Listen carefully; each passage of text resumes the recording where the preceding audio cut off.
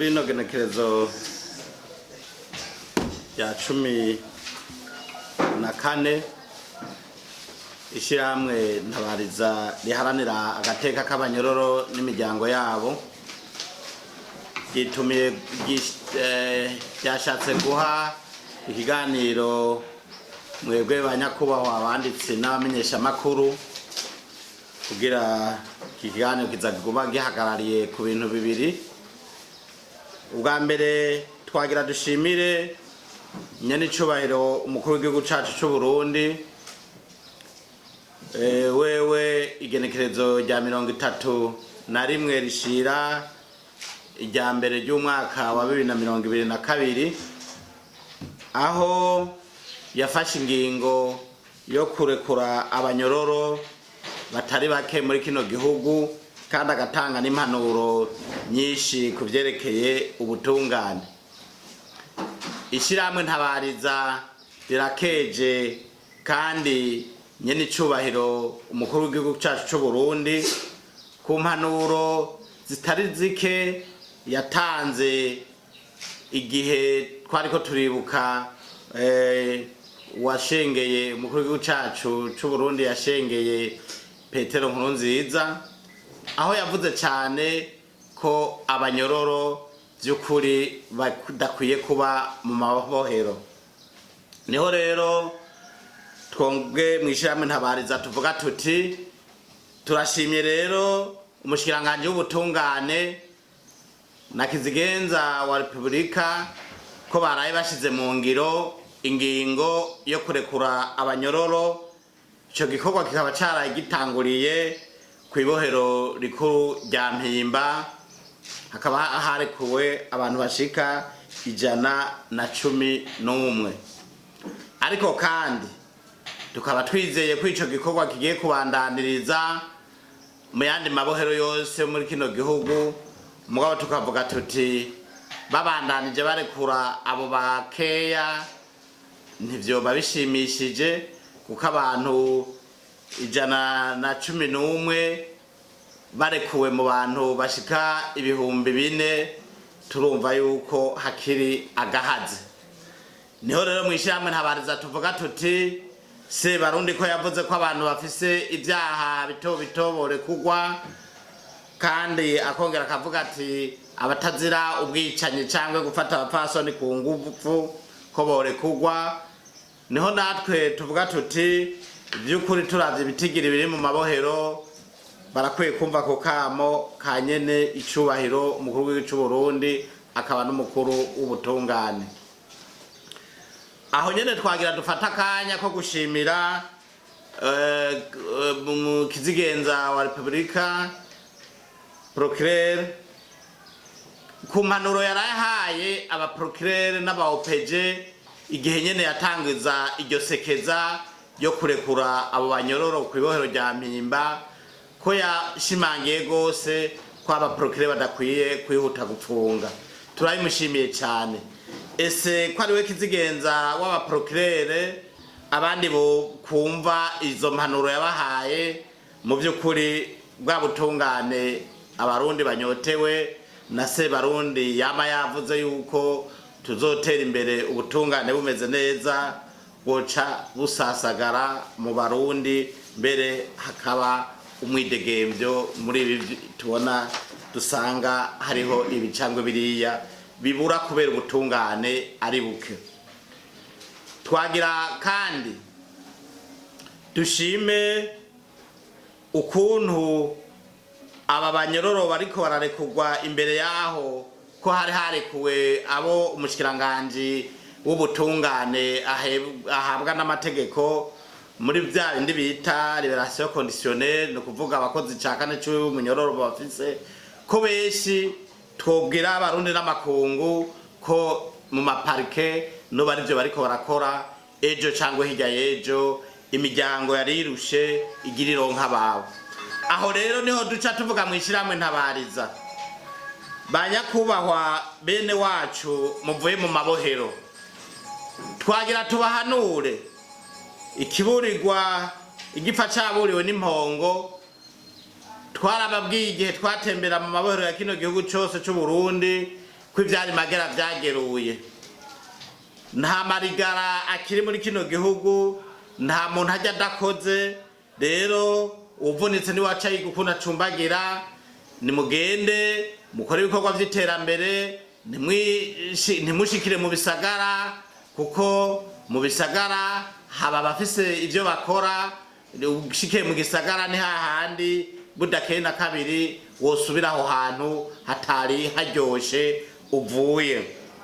Tugasaba n'abarundi kazi, imiryango myinshi abo bantu bagire bashikiremwo ko bobakirana ugweze, vy'ukuri ntibababonemwo ivyaha bababonyemwo bagipfungwa. Niho duca tuvuga kandi mwebwe murekuwe, nimuje kwigamba kuri abo mwari mufise ico mupfa. Nukuri turabasagasiye, mugende mumenye yuko hariho abaronse ikigongo c'agateganyo. Rero iyo uri mu kigongo c'agateganyo nta kabuza umwanya n'umwanya barasubira bakagucakira. Ntawuzi rero ko icakirwa ryawe rizoroha kugira usubire widegemvye.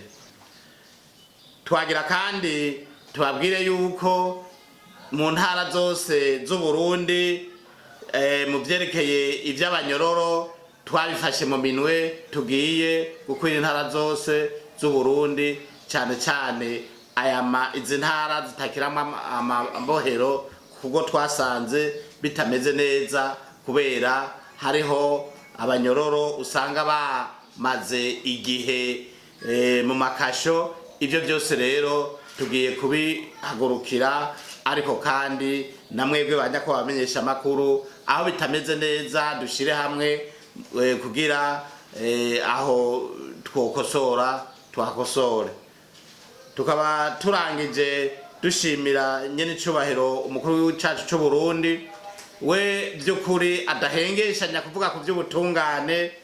Tukabashimira umushikiranganje w'ubutungane wajeje gushira mu ngiro iyo ngingo umukuru w'igihugu aba yafashe.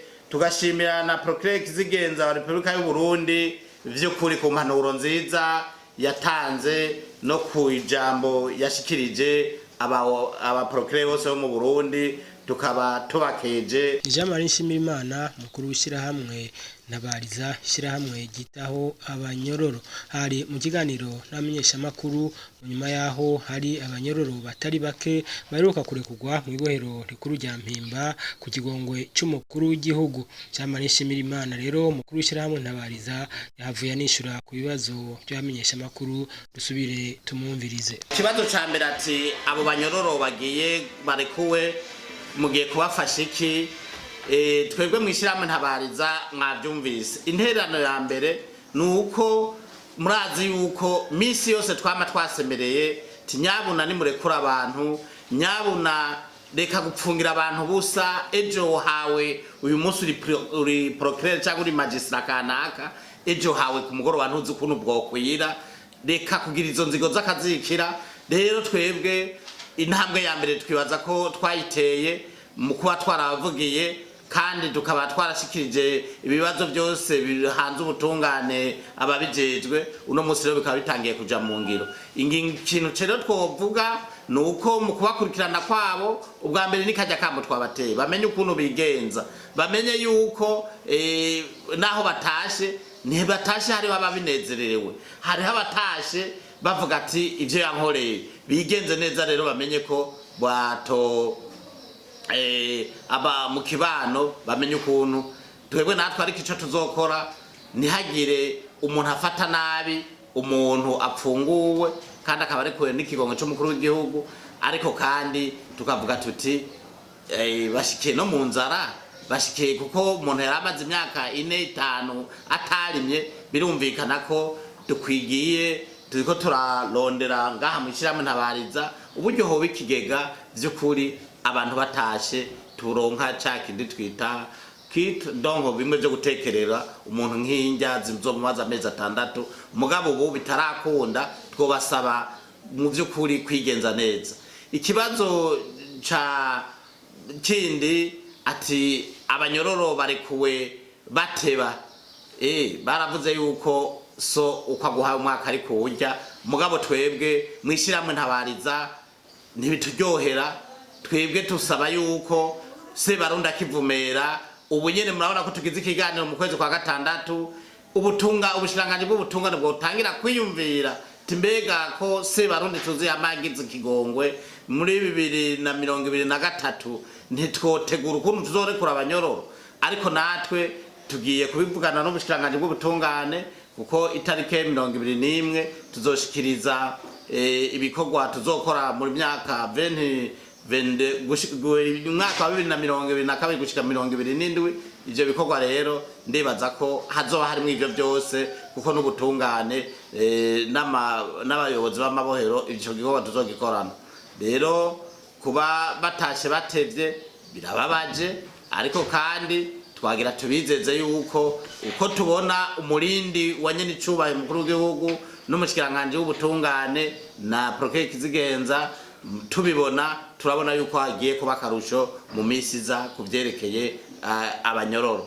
Ikindi kibazo ti mbega ko Sebarundi agira kwiza imyaka 2 ariko aratwara ati mubona mwebwe mwishiramwe ntabariza ivyo yemereye abarundi ariko arabishira mu ngiro cyangwa bibaryohera nibiki twe twagira tubabwire mu by'ukuri murazi mwese iki gihugu yaravuze wenyene agishika ku kintu yasanze kimugoye ubutungane ivyo yaravyivugiye rero ubutungane kandi ntahengeshanya misi yose ntaraheza diskuru yiwe atavuze mu vyerekeye ubutungane ico turakimushimira mu vyihutirwa kwico kintu ashaka gushira ku murongo ubutungane washaka gushira ku kivi abarundi twese tuve abantu tumenya yuko agateka kawe aho gahera ko nako uwundi ariho gahera ivyo rero umukuru w'igihugu cyacu cy'u Burundi turabona yuko mu ino myaka 2 murabona yuko yagendeye ibihugu byinshi ariko aragerageza kugira ibihugu aho tutari dufite imigenderanire myiza ibe murazi yuko igihe twahimbaza imyaka 59 twarabonye ko umushikiranganje wa mbere w'igihugu cy'u Rwanda yari kuri stade Intwari rero tukaba twizeye yuko mu byariko arakora haba mu byerekeye imigenderanire y'abanyagihugu n'ibindi bihugu ivyo byose turabona rero yuko mu gihugu hari ibintu byinshi bimaze kuba urabona yuko nyakubahwa yahoze atwara igihugu cy'u Burundi Domitiano Ndayizeye murabona ko yizigiwe mu bakuru b'ibihugu muri kano karere abahoze ari abakuru b'ibihugu kandi murabona yuko hari abantu benshi bamaze kwizigirwa kubera icizere ariko arerekana